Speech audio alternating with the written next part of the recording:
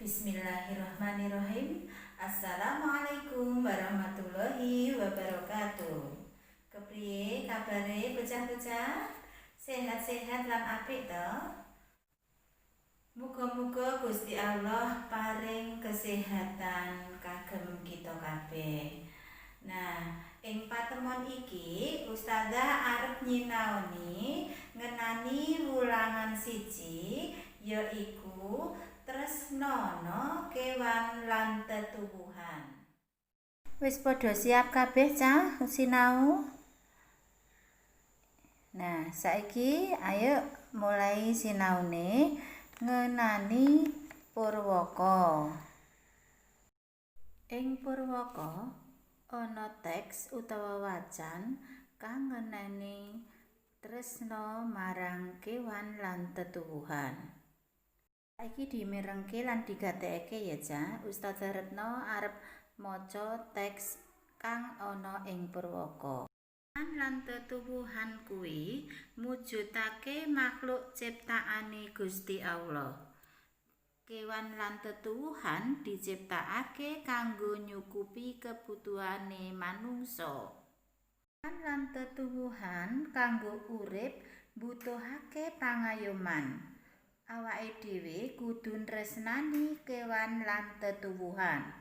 Carane nresnani kewan sarana ngopeni lan menehi pakan kanthi becik. Yen kewan diopeni lan ditresnani kanthi becik, bisa mumpangati tumrap manungsa. Carane nresnani tetuwuhan sarana ngopeni lan ngupakara kanthi becik. Yen tetuwuhan diopeni kanthi becik, bakal nuwuhake asil kanggo kebutuhane manungsa. Kewan lan tetuwuhan sing ana ing sakiwa tengene dhewe iki kudu diopeni lan diupakara. Kewan apa sing paling kok senengi? Kowe duwe ingon-ingon apa? Tanduran apa sing paling kok senengi? Nah, bocah-bocah, sakwise mirengke wacan iku mau, wis ngerti apa durung maksude apa wacan iku mau? Isi wacan iku mau yaiku menawa tetuwuhan lan kewan iku sing nyiptake yaiku Gusti Allah. Nah, kewajibane awake dhewe yaiku ngopeni lan nresnani kewan lan tetuwuhan. Amarga kewan lan tetuwuhan kuwi diciptakake dening Gusti Allah kanggo nyukupi kebutuhane manungsa. Nah, iku mau isi ing jroning teks ana ing Purwaka. Nah, sabanjure coba gatekne meneh ya wacan ing halaman sabanjure yaiku wacan kang irah-irahane ngingu pitik. Dimirengke ya. Irah-irahan iku padha karo judul. Ngingu pitik. Saben dina Budi ngresiki kandang pitik. Keluargane Budi duwe usaha ternak pitik. Pitike Budi ana pirang-pirang kandang. Kandange pitik kuwi jenenge Kranji. Keluargane Budi pancen ternak pitik. Pitik sing diopeni Budi akeh. Ana sing isih cilik, ana sing dara. Lan uga ana pitik sing wis ngendhog. Anak pitik sing isih cilik-cilik diarani kuthuk. Pitik sing wis meh ngendhog diarani dara. Dene pitik sing wis anak-anak diarani babon. Pitik sing diopeni Budi uga ana jagone. Pitik-pitike Budi kabeh diopeni kanthi becik. Nah, iku mau cah wacan kang irah-irahane ngingu pitik.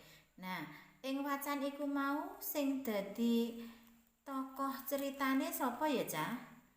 Iya, bener, iku mau jenenge Budi. Budi iku ngopeni apa mau? Ngopeni kewan. Kewan apa ya? Kewan pitik. Nah, anggone ngopeni budi piye? Anggone ngopeni budi iku diopeni kanthi becik. Kepriye to carane ngopeni kewan kang becik iku? Yaiku diparingi maem, diwenehi kandhang, uga kandhange diresiki saben dina. Ana ing wacan mau uga digambarake menawa pitik sing diopeni budi iku cacahe akeh. Renane uga akeh, ana sing cilik, gedhe, dara lan sakliya-liyane. Menawa pitik kang wis meh ngendhog iku diarani dara. Pitik kang anak-anak utawa duwe anak cilik iku diarani babon. Banjur menawa pitik kang lanang dewasa iku diarani jago. Nah, saiki wis paham to apa isine teks iku mau? Nah, saiki nek wis paham, coba dipirsani. Ana soal-soal kang kudu mbok kerjakake. Sulana pitakon-pitakon iku adhedhasar wacan sing wis mbok waca mau.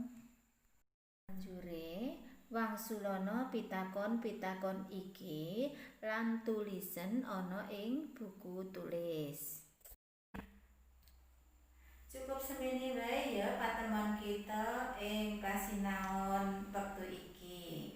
Muga-muga Gusti Allah maringi wektu awake dhewe kanggo patemon ing patemon ngarep.